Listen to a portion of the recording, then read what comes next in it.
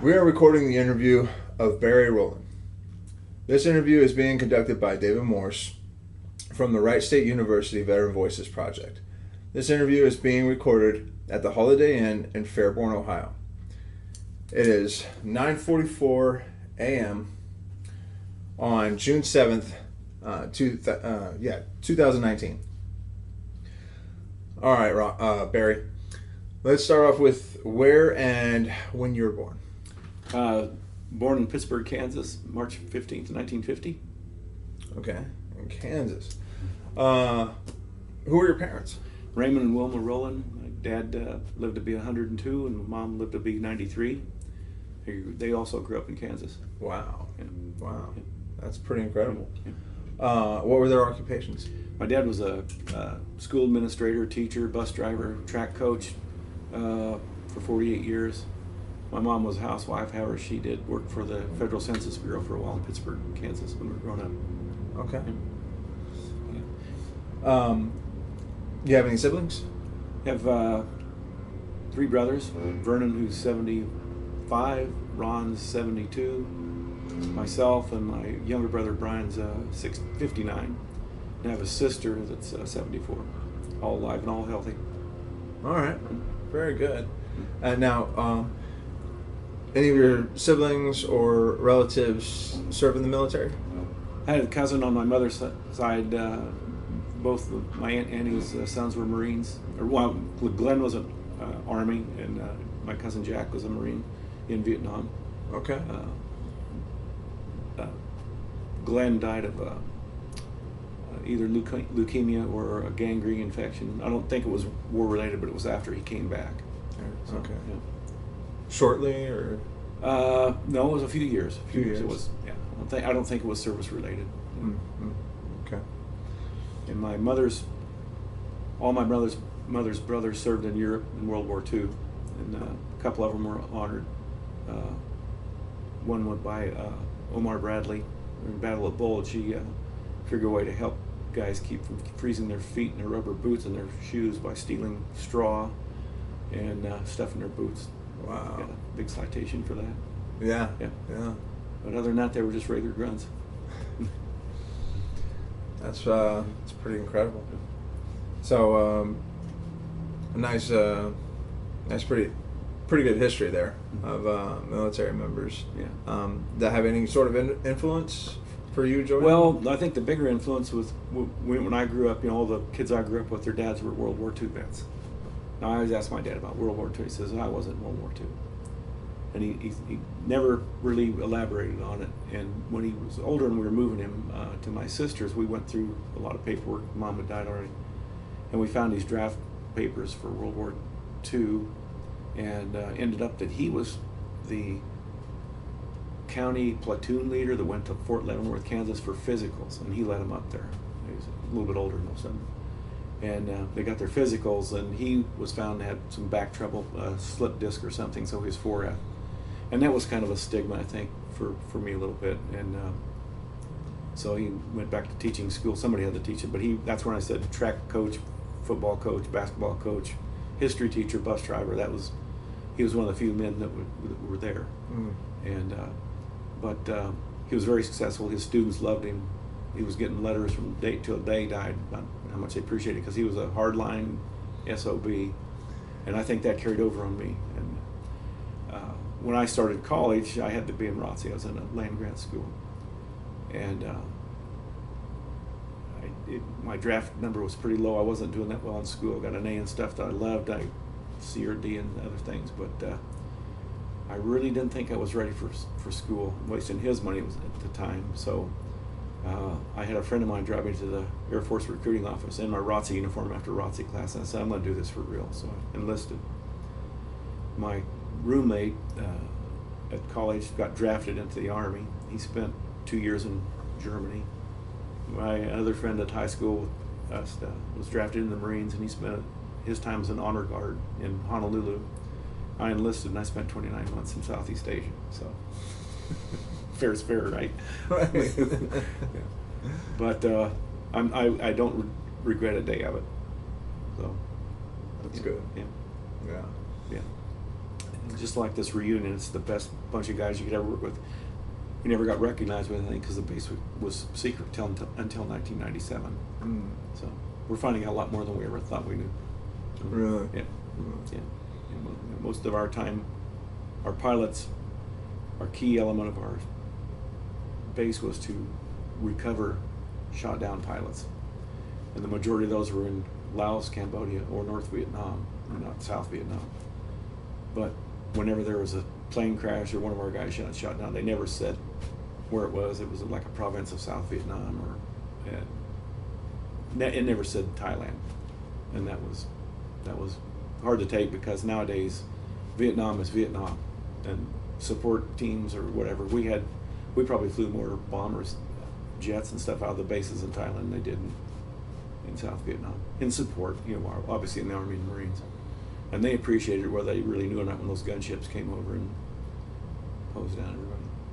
Yeah. Yeah. That's pretty crazy. Yeah. I was telling somebody before this reunion,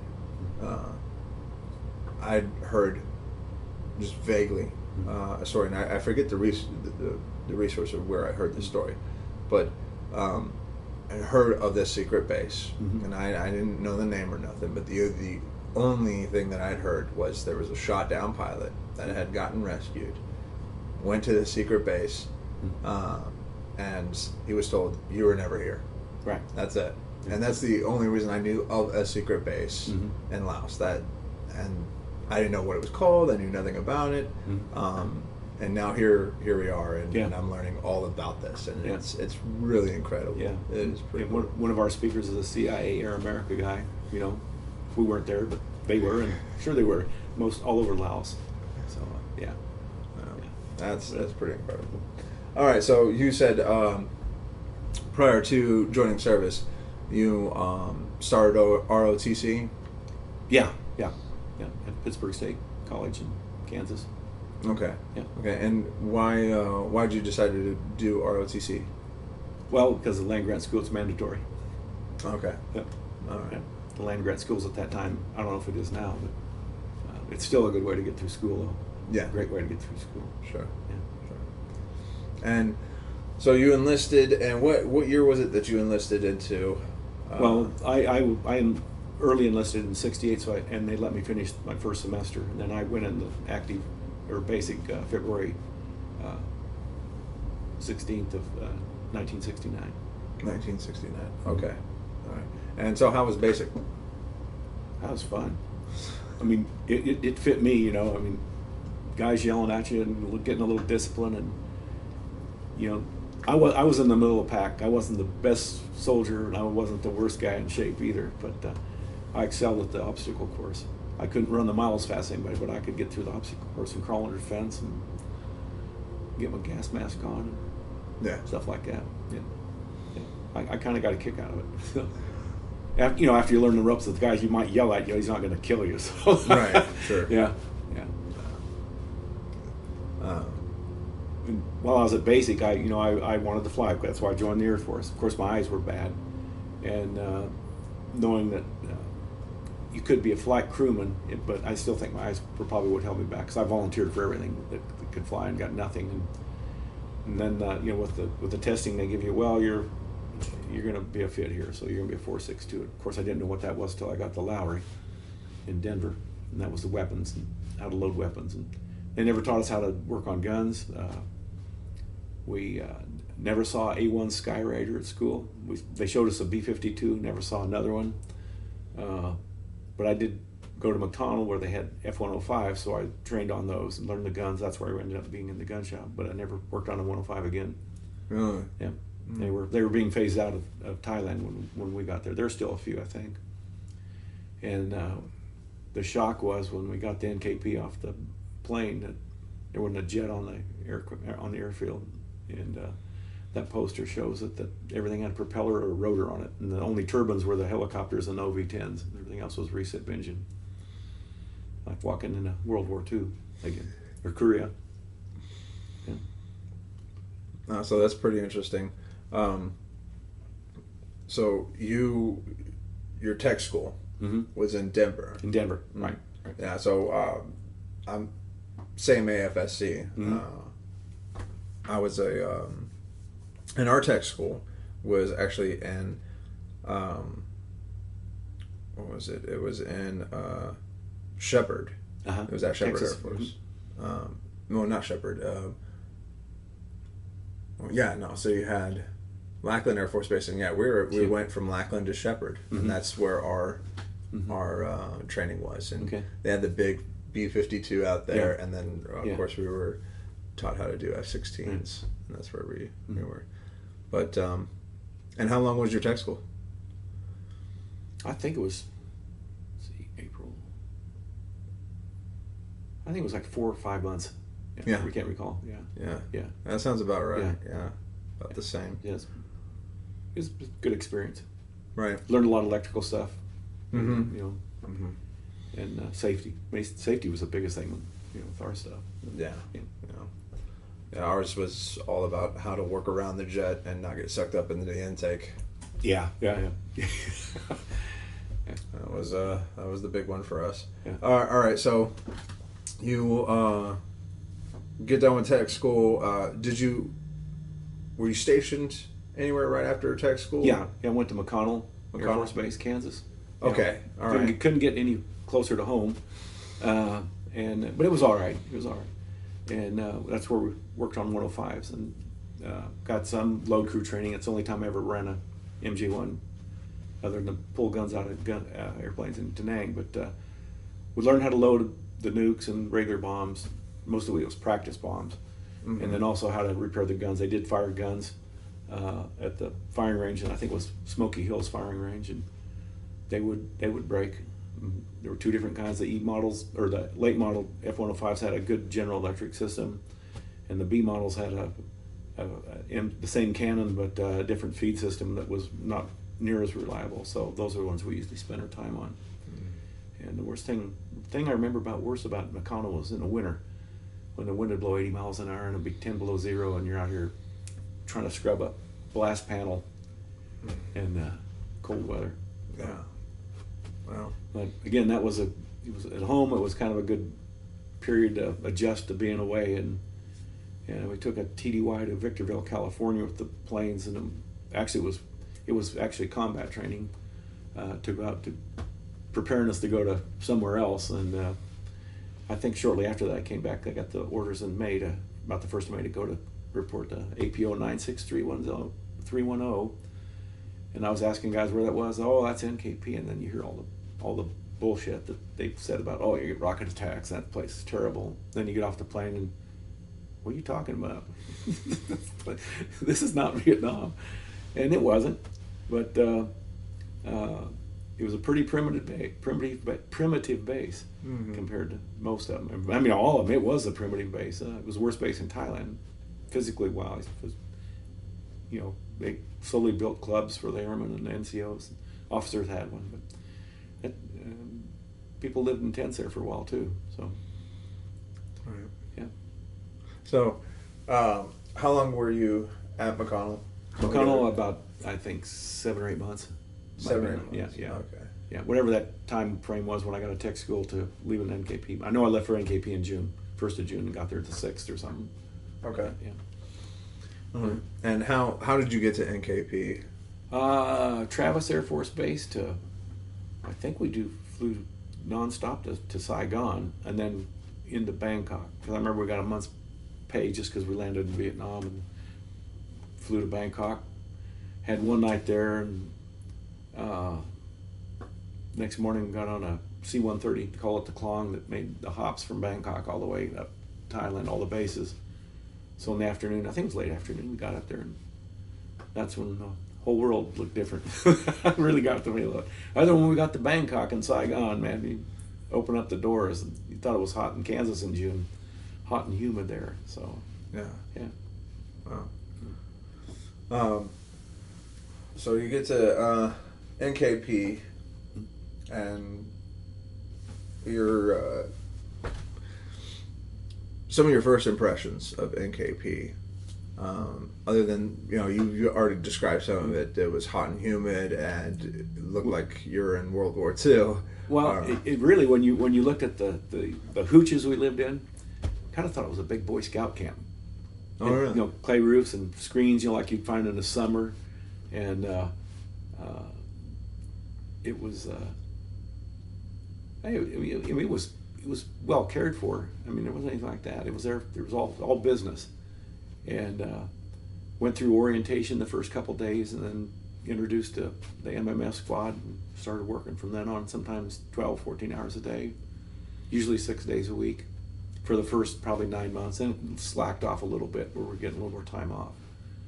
And whenever we had a SAR, when a pilot was shot down, search and rescue. You worked until they either got the guy or they called it off. And a lot of times sleep on the flight liner in your shack and weapon shack. Load crews worked all the time. Really had it tough. We rebuilt and replaced guns, and they wanted those planes to work when they flew. So that's what we did. Yeah. Dare shine. Yeah, dare shine. Yeah. Wow. So what was your main mission when you got there? My focus and only real mission was to make sure that the guns in the wings fired and the mini guns on the inboard pylon worked and were reliable, and change them out. Occasionally wanted to break in action, and they'd have a jammed round in the chamber so the gun wouldn't clear. These are old World War II Korean airplanes. Percussion prime ammunition, and if a round wedged in the chamber, it was usually bent, had the potential of exploding. We couldn't let the pilot go on the base that way. Well, the outboard guns, if they were that way, they couldn't get the safety blocks in. It took like 30 seconds for me to get a gun out and put it in the truck, and we'd take care of it there. The inboard wings required that all the ordnance be off, which most of the time it was. They fold the wings up so you could access that inboard gun, and the trick of that was, I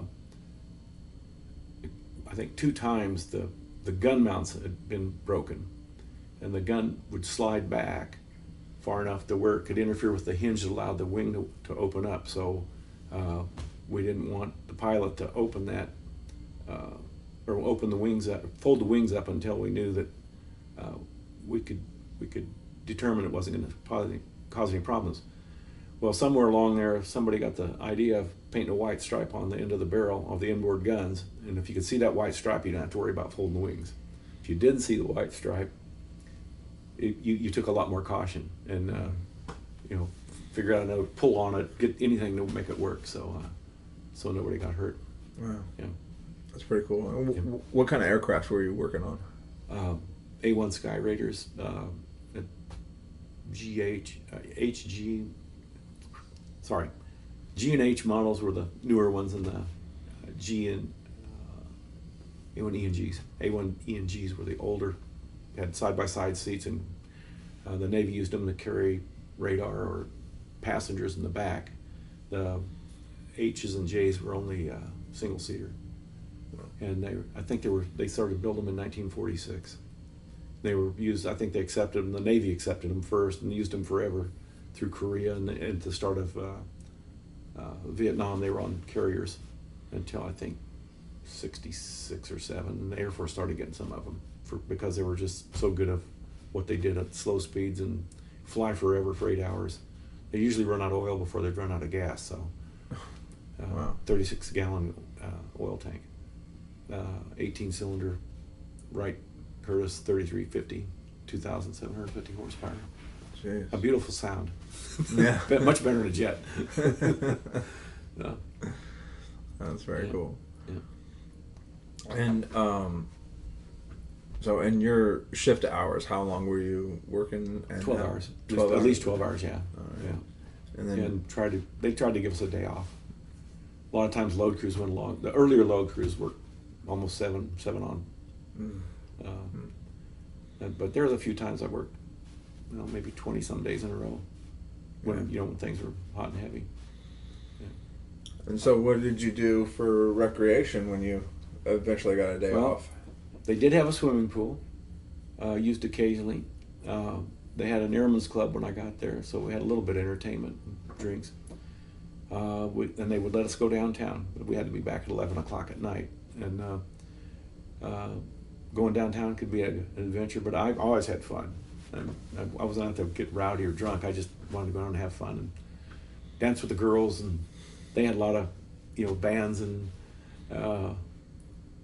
their bars are pretty typical. They're hotter than hell and hot and sweaty, and the beer was almost cold. So Singhai, which we, brought to our reunion here. So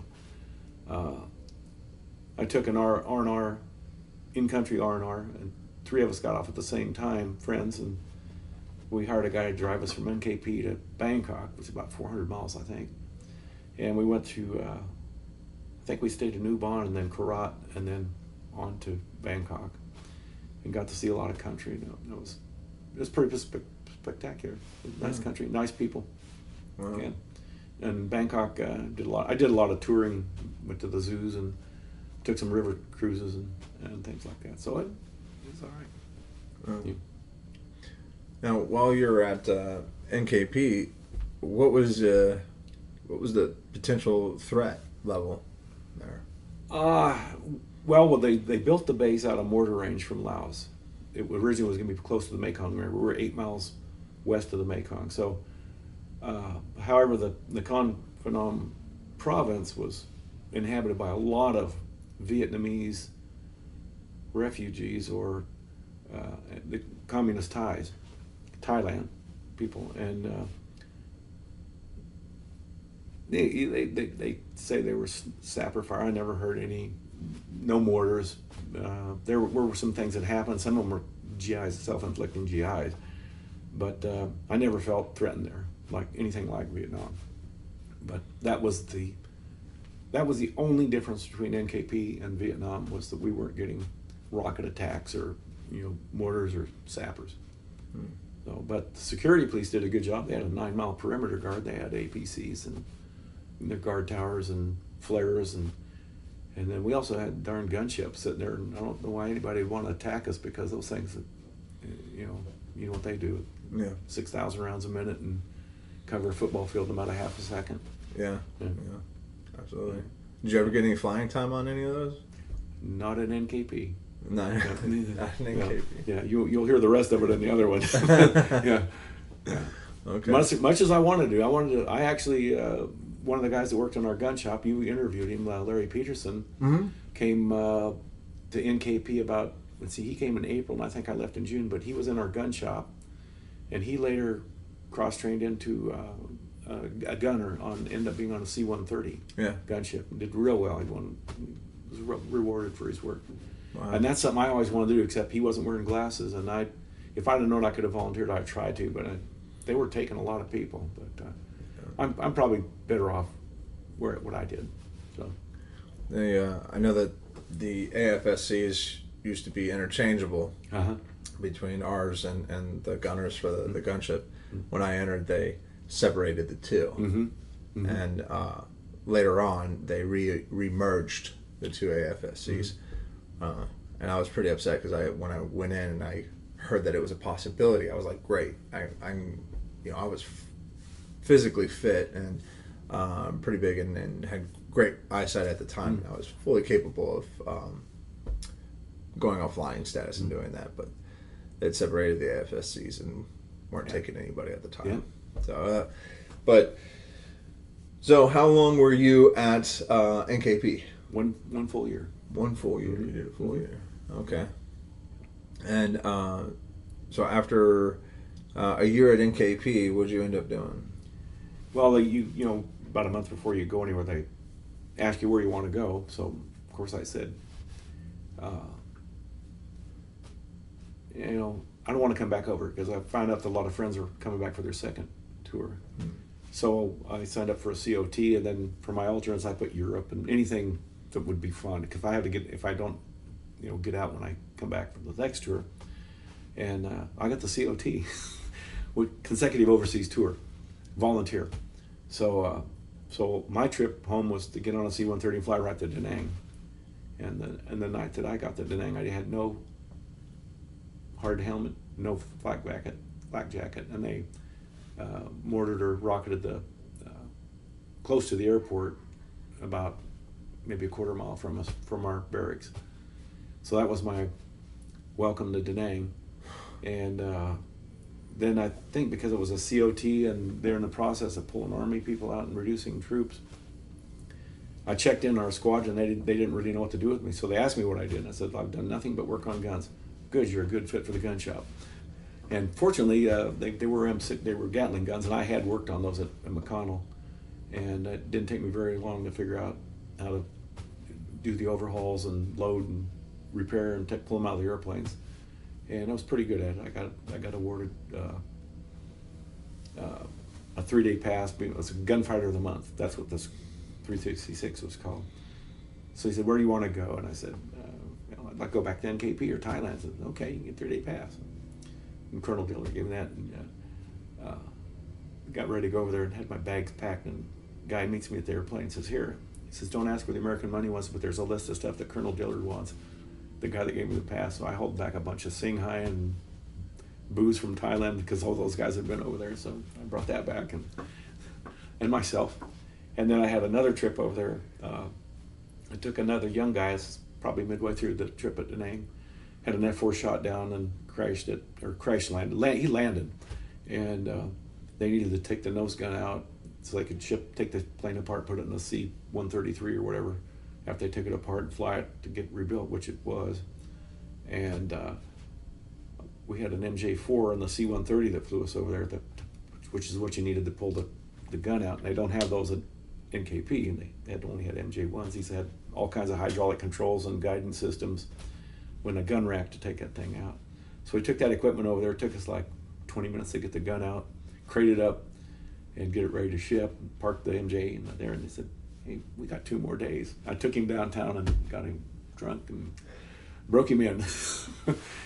And when they called us to load up the C-130, we drove the MJ-1 up the ramp, and for some reason one of the hydraulic lines was hanging low, and I got snagged and broke off, so they wouldn't let us get on with the oil leaking. So we parked it, we got on, and the next thing I knew, they called me up and says, "Come and get your piece of junk over here. We got the hose fixed on it." I mean, they flew it back to Da Nang, but it was at the other side, so I had to drive this damn thing about 4 miles from where the airport was to our side. Couldn't get on the airbase, so I drove down the road on the. But and those things don't have shocks, do they? No, they're all there's no suspension to them at all. No, those things hurt. In fact, when they're empty and you're going along the road, the front wheels are bouncing off the ground most of the time. So, yeah.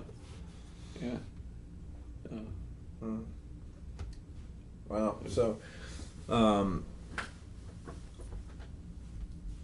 right. So you helped out. I mean, you went on your little R&R and all that, and but you're in Da Nang at this point. I'm in Da Nang. Okay. Yeah. And how long are you in Da Nang? 1 year. 1 year. Mm-hmm. Okay. And you're mostly working on the Gatling gun, or that's all I worked on there. That's all you worked on. Yeah. Okay. Yeah. And how different was Da Nang compared to NKP? Oh, it was 10 times as big. Long runway, had Marines, Navy planes, Marine planes. Everybody was there. You know, and South Vietnamese had their Air Force there. A lot of planes came in, shot up, just like NKP. But the big difference was we were getting shot at. You know, and in 1971, 72, if I'm correct, and the security police are correct on the information I got, we had more rocket attacks there than they've ever had before or after. And I think it was because the Army and the Marines were pulling out. Even the Air Force was starting to draw down, and the North Vietnamese kept getting closer and closer. In fact, before I left, the tanks were 13 miles from Da Nang. And I think 2 or 3 weeks later, the 366 was moved to Tak Ly. I think that's when the Air Force left Da Nang. Yeah. I didn't know any of this stuff. 2 weeks after I left, because when I got back to Nellis, I didn't know anything was going on. I didn't want to hear about it. Mm-hmm. So, we did a pretty good job over there. Yeah. But it was sad because a lot of people got killed while I was there too. we got a barracks blown up, a couple airplanes hit. I was on the flight line when a fuel truck got a direct hit from a missile or a mortar, I'm not sure what it was, and burned it to a crisp. And then there's fortunately there were bunkers on the flight line. We had concrete revetments over the F4s that were, I think, 18 inches thick, but they were open face, so if the angle was just right, it still could come cure over the barrier wall and into the thing. But that didn't happen when I was there. But we had some pounding the outside wall, which it didn't really do a lot of damage. Wow. Yeah. But seeing those barracks, and then our favorite restaurant got blown up next to the PX, and we had a Korean restaurant where I always loved to eat. So yeah. But we did go. We occasionally get a day off. We go out to China Beach, drive out in an Army deuce and a half or a Army or an Air Force bus that had wire on it, and they'd drive you through Da Nang out to China Beach, and you could body surf. And the first time I went out there, on a gunship helicopter was flying back and forth. And kind of think, well, what's he doing out there? Why isn't he over here on the land? And worried about guys shooting at us? And no, they're worried about the sharks. Oh my God. Okay. I never saw a shark, but I had a lot of fun there. They had a USO there and donut dollies, and it's not to go see a round-eyed girl. Yeah. Yeah. Oh, Got to see Bob Hope on Christmas of '71. Oh yeah. That was the guy was amazing. Yeah, really, really nice. Sat in the rain. So I think we Charlie Pride and Charlie. There were several people. I've got pictures of them all, but the guy was just great. He was really great. Yeah. Great guy. Really felt good. And he got pretty sad as soon as he left too. So back to the grind. And that time was when linebacker 2 Johnson was president, I believe. We started the heavy bombing again up north, and back to working balls of the wall. Yeah. So, what were your shift hours like? And Da Nang? I liked working nights because I'd rather be up when those rockets hit than in bunk. And I worked most of the time. We'll go to work either 7 o'clock and can get off at 7, or midnight to noon. I actually liked the 7 to 7. That way you could see a little bit and figure out what was going on. Yeah. I gotcha. Yeah. And so, whether you were at NKP or Da Nang, did you try to contact your friends or family back home? I wrote letters, yeah. Da Nang used the Mars radio system. Barry Goldwater paid for the calls, and you had to get used to saying over when you're done, and you had to remember not to tell them where you were at, which the guy, they would censor it. I mean, that's what it was. But yeah, I made several calls. Mostly, I didn't have a girlfriend, so mostly my mom and I communicated, and occasionally I'd get a friend write me a letter, and those were pretty precious. So I still have them. Still have a few of them. Yeah, yeah. I was always asking my friends, you got a girlfriend yet? It seemed to be the big deal. And then I was telling all my friends how much stereo equipment I was going to haul home with me. And the typical, cheap stuff you could get in the service. Yeah. Yeah. So other than mortar attacks, was there any time where you were in direct conflict in Da Nang? No, we weren't overrun or anything like that. There's a picture of my barracks where another rocket was a dud and went through the concrete footer. Of course, we put a nasty response on the wall. And of course, the Marines even had a better thing for them. They had on their hangar facing the hills where the rockets came from. They had the bullseye was probably 50 or 60 feet in diameter. With "fuck you, Charlie." Oh wow! Yeah. Yeah. No, not there. I did want to say back at NKP, I was there when they used 4 of our A1 Sky Raiders from NKP to go on the Sante prison raid, and another roommate of mine was also there. He loaded the planes, and then we were told to go get lost until it was all top secret. And I don't even think the tower controllers knew what was going on, because they came in and they had the planes lined up, the 4A1Es sitting there on the north end of the runway, out of the revetments, the 130 landed. Some other pilots came out here and got in the planes and took off, and then everybody's gone back to normal. Wow. And we never knew what was going on for a long time. So, unfortunately, we know the results were that the prisoners were gone already. So, but they made a great effort, and I think the prisoners that were there said that really influenced. I think the guards there, that they kind of started backing off all the torture. A lot, not all the torture, but some of the torture, because they knew we were getting close, and they also knew that the end of the war was coming too, and that's why they were trying to resolve a lot of this stuff. Mm-hmm. Yeah. So in totality, between NKP and your time in Da Nang, how long did you serve out there? Well, that was the 2-year period there, and then after Da Nang, I got my 30-day leave, and then about back in Kansas. I think it would have been the end of July. And I think September 22nd of '72 at Nellis. Pack up your bags, guys. We're going to see if we can get these F-111s to fly, because they had trouble with them. So we went TDY to Thailand, back to Thailand. Oh, really? Tok Lee had been shut down, so the civil engineering squads were there restoring the latrines was the biggest thing, the bathrooms, the showers, and then the hooches. And that was, the F-111s flew, I think, generally all the time at night. So I worked the night shift. That's the only time I didn't work on guns. I worked on the weapon release systems for the bomb racks and stuff. And I ran the crew there. And what rank were you at this time? Staff sergeant. Okay. Yeah. And so we were there, I think, it must have been maybe the 16th to the 20th of January of '73. And I begged my wing commander, get me an early out. They'll let the school, here's a letter from the school, they'll let me start February 1st without any penalty. He says, well, when you get out? I said, the 16th of February. Well, you can make that. I said, what do you mean? He says, we can't let you out because you don't have a suitable replacement. I said, sir, I'm in the gun shop. Do the guns on the F-111 work? He says, no. I says, well, when you say suitable replacement, do you want a card player that plays pinochle or poker? Because that's all we do, and half the office was civilians, and that's all we did was play cards out there and go out and make sure the oiler was full of oil, even though the guns never fired. So that was a little frustrating, but it is what it is. Yeah. So how long was your TDY at?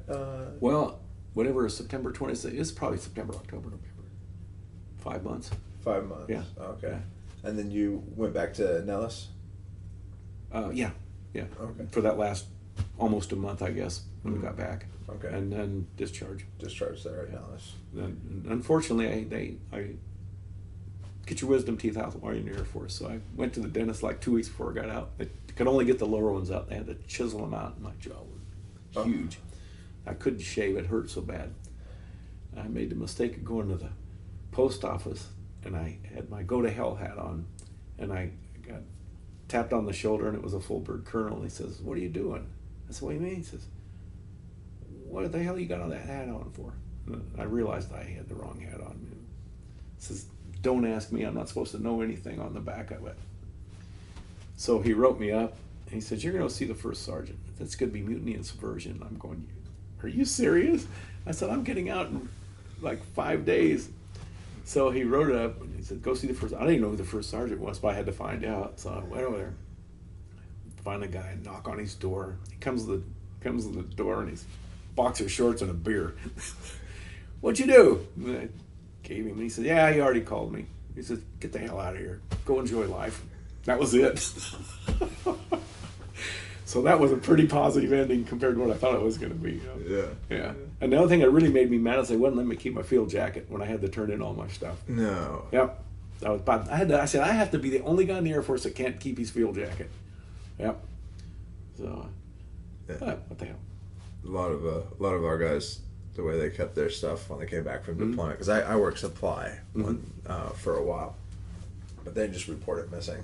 Yeah. Like, it's missing. Yep. Sorry. Yep. Okay, so you get out, and And this, I'm sorry, again, you get out in what year? February 73. February 16, 73. Okay. 73. Mm-hmm. All right. So, and your intentions are at this point to go to school. Yeah. So what school did you end up deciding to go to? I started Kansas State University in the fall of 73. Okay. In Manhattan. And got into agriculture. Agriculture. Mm-hmm. All right. Agronomy. What made you decide to do that? Well, my friend had a large irrigated farm in Oklahoma and Kansas, and I'd worked for him in high school, and he had a son that was very from a previous marriage, and they had no real relationship. And I think maybe I fit the bill that I was a hardworking son and wanted to take over, but when I finished at K-State, I went to work for him for about a year and a half, and it was the worst hours than I had in the service, seemed like, because you never could get done. And then here I'm out in the middle of the western Kansas and Oklahoma Panhandle, where like 12 people, and 11 of those were guys and 1 girl. So the social life was next to nothing. And finally, my dad was getting ready to retire and bought an apple orchard in Colorado. He asked me if I'd go out and run it until he retired. So I went out there, and it was an easy job. My neighbor was an engineer with the Federal Highway Administration, and asked me to help take care of his little orchard. So I did that, and he says, by the way, he says, if you're looking for a job, I need some engineering assistants out on building a highway up over the McClure Pass. And I said, well, I'm not an engineer. He says, well, you got a degree. That'll get you in the door. It won't pay as much. So 5 guys I knew out there, 3 of them were engineers and 3 of us weren't. And the engineers make 12 cents more an hour than we did, so we didn't really care. And but I learned a lot, surveying and a lot of engineering work, and got to go up to Montana to Glacier National Park to survey, and Mesa Verde National Park. Great experience, 6-month job. Well, I was running my dad's orchard. Then the day I quit or was done with the government, I had an old college girlfriend. We were out for dinner, and this guy approached me. He had seen me around town for something. He said, are you working for the highway department anymore? I said, no. He says, I need a pipeline inspector. I'm building a water plant in your hometown. And so I'll go to work. And it was like 8 hours a day. It was a pretty damn good job. And he ended up getting fired, and I had to take that job over after 6 months. And I didn't, other than we had a really good contractor, we built a water plant for the town I lived in. And I also learned how to run that water plant and got my license, so I contracted back to the city. With the engineering firm I was working for, I progressed into one that I worked for 34 years, HDR to Omaha, Nebraska. When my wife and I moved, well, I wasn't married. I moved the first 10 times by myself, and we got married when we were on our 5th house and finally ready to retire. But I went back to some schools, University of Wisconsin, picked up construction management especially, and a lot of other stuff, and became a certified construction manager. So, and I still do that for myself, for small towns and engineering firms. I sub to them. Okay. Yeah.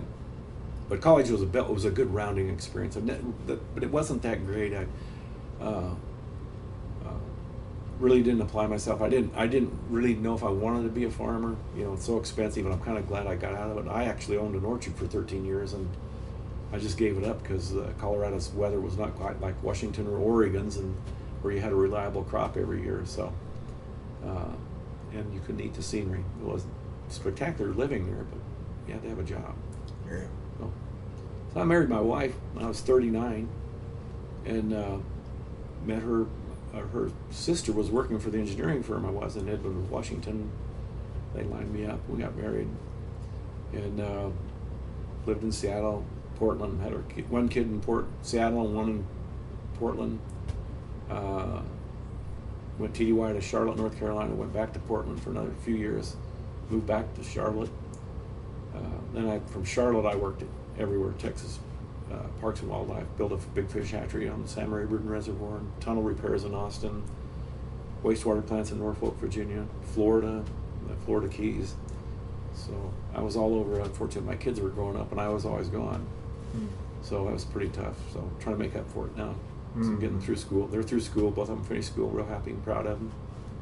Wife's a nurse; she could get a job anywhere. That also helped. And now she's got 2 sisters, one in Richmond and one in Athens. So we're back. The majority of the family's here, and the mom's going to retire or has retired.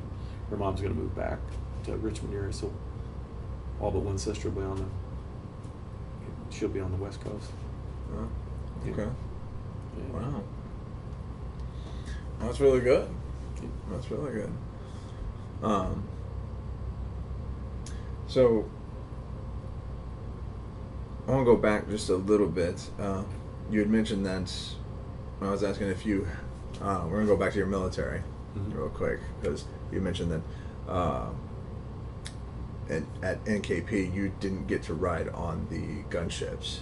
Right. But it was later on that you did get to ride on the gunship. Yeah, but it wasn't Air Force. It wasn't Air Force. No, I met it was 2, it was Navy and Air Force, or Navy and Army. The first thing I did was occasionally the Army would come by and ask if we had parts for many guns or something like that, so I'd give them parts. And so like the second or third time I said, hey, what does it take to get a Huey ride? Well, just come up and see us. So I did. I think I took like 5 or 6 rides with them and went out to some fire bases and picked up troops and had my camera with me and had a great time. I went in a Chinook helicopter delivering a howitzer to a Korean fire base and a few other things. And I rode in a South Vietnamese helicopter on a training mission where the guy had to be on instruments, and that was interesting. I ran into a Navy pilot in the PX, had Kansas on the back of his, and I had Kansas. We got to talking. He said, what are you doing this afternoon? I said, nothing. I said, I work till midnight. He says, get your camera, come over to the Naval Air Station. They're in the FASU, Fleet Aviation Station, or whatever they call it, Fleet Air Support Unit.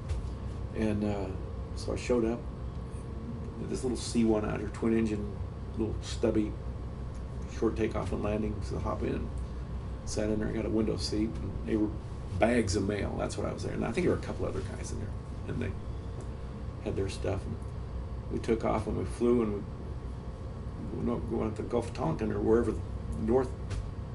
It was north. It was way north. And about from 10 miles away, you could see the aircraft carrying the fleet. It's fleet with it, and this was cool. So we got ready thought we were going to land. And we circled the ship. So I got some great pictures of them launching and then retrieving airplanes. And we landed, and I don't even know if the C-1 has to use a hook because it comes in so slow. They folded the wings up, they pushed it backwards, and then parked it. They never shut the engines off. They told me to get off. I said, oh no, what am I into now? And he says, you got to go sign in. So I went and signed in and says, why are you here? And I said, visitor. And took back off. I got pictures, great pictures of A6 hitting the hook and parking. Like 2 or 3 weeks later, I get a postcard from the Kitty Hawk. And I turn it over. He says, why the hell didn't you come and see me? And it was this guy that I went to high school with, was on there. And I said, I didn't know if I was going to get off your ship, so rather than trying to, I didn't know he was on there for one thing. But that was pretty cool. And then I had another friend that was a year older than me that was in the Seabees somewhere around there. I think he was in Cameron Bay. And I found some letters and stuff that I had talked to these guys, but we never got together. We couldn't get together. A lot of people in Thailand were telling me I got in a helicopter and asking if I could ride a U-Bahn, which they traded helicopters, and they were doing that. I said, I'd known that, I'd have been doing that too. All right. Yeah. But we were busier, heck. So we didn't. It was hard to plan a day off. You got a day off, you took it. Right. Yeah. Right. And coordinating day off. Yeah. A day off with the friend. Yeah. Something that wasn't flying a real mission. They weren't going to let you go on a mission. So. Yeah. Wow. Yeah. Well, that's really cool. Yeah. Yeah. All right, so, kind of wrapping up here. I got just a couple more questions for you. So your experiences in the military, the lessons that you learned, any of that, how has that applied in your life after your military service? Well, the biggest thing is I miss the real teamwork that you had, because I worked pretty much independently, but the teamwork and the camaraderie was fantastic at NKP. We still felt like we had a purpose, even though, you know, everything had happened in the United States. It wasn't very unpopular, and we were getting the generation coming in to replace us that wanted to let their hair grow as long as possible. Why do we have to do that? The rest of us were doing our job. And like I say, we kind of forgot about everything. We came back and went to college and kind of hung with our own group. And my wife didn't know what I did. I never really told them, you know, and a lot of the other guys never did. They just kind of forgot about it. Same as the Vietnam vets. And that stigma though of, well, you were in Thailand, you don't know what it's like. Well, they know exactly what it's like for people in the Air Force. The same thing in Vietnam. We were loading bombs and guns and rescuing guys, and the only thing we weren't doing is getting direct enemy, you know, fire. But we're doing the same thing. And you know, we were doing more up north and in Cambodia and Laos, and we did all the stuff in Laos and Cambodia. But that's what we couldn't talk about. I mean, it was 1997, I think. So, no, I think it gives you a great work ethic. You know, you work hard. I got promoted. I made sergeant before, I think, about 3 years, staff sergeant. And but I'd been in the States long enough to get my training for the 5 level, and actually had my 7 level. And guys I'd gone to tech school when I got over there still had 1 stripe. And I came over with 2 and had 3 before they got their 2nd. So, and that wasn't fair to me. Those guys got put to work. They really got put to work, and they're good guys. And they were probably the ones coming back for the 2nd round by the time they got to the States, and maybe got their sergeant stripe, coming right back. Yeah. All right. Now,